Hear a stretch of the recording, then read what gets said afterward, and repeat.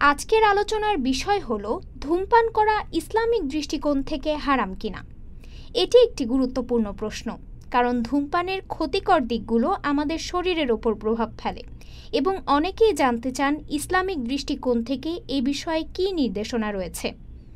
ধূমপানের ক্ষতিকর প্রভাব। ধূমপানের স্বাস্থ্যগত ক্ষতি নিয়ে কোনো সন্দেহ নেই। ধূমপান ফুসফুসে ক্যান্সার, হার্টের সমস্যা, স্ট্রোক এবং অন্যান্য মারাত্মক রোগের কারণ হতে পারে। বিশ্ব স্বাস্থ্য সংস্থা WHO এবং অন্যান্য স্বাস্থ্য সংস্থাগুলো বারবার বলে আসছে ধূমপান মানুষের জন্য বিপজ্জনক। ইসলাম মানুষকে তার শরীর এবং জীবনের প্রতি যত্নবান হওয়ার নির্দেশ দেয়, কারণ শরীর আল্লাহর একটি দান। ইসলামে শরীরের যত্ন নেওয়ার নির্দেশনা।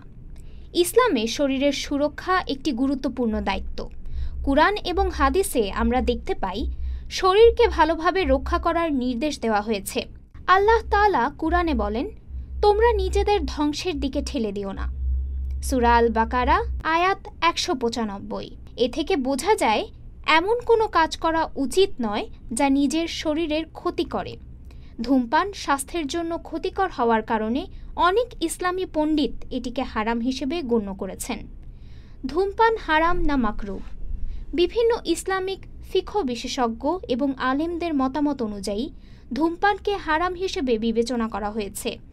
ইসলামের প্রাথমিক যুগে ধূমপানের ক্ষতির ব্যাপারে এত বেশি সচেতনতা ছিল না, তাই কিছু পণ্ডিত এটিকে মাকরুহ বা অপছন্দনীয় হিসেবে বিবেচনা করতেন।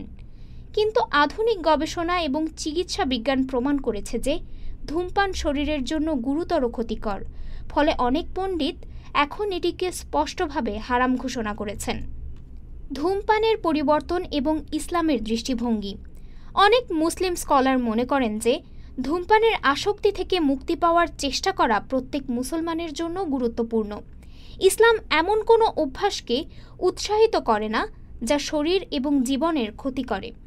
মুসলিম স্কলার এবং ডাক্তাররা ধূমপানের আসক্তি থেকে মুক্তি পাওয়ার জন্য উপযুক্ত পদক্ষেপ গ্রহণের পরামর্শ দেন, যেমন ধূমপান বিরোধী থেরাপি বা চিকিৎসা পদ্ধতির সাহায্য নেওয়া। সুতরাং ধূমপান করা ইসলামের দৃষ্টিতে স্পষ্টভাবে শরীরের জন্য ক্ষতিকর এবং অনেক আলেমের মতে এটি হারাম। আমরা আমাদের শরীরকে আল্লাহর দান হিসেবে গ্রহণ করে যত্ন নেওয়া উচিত। আশা করি এই ভিডিওটি আপনাদের কিছুটা ধারণা দিয়েছে।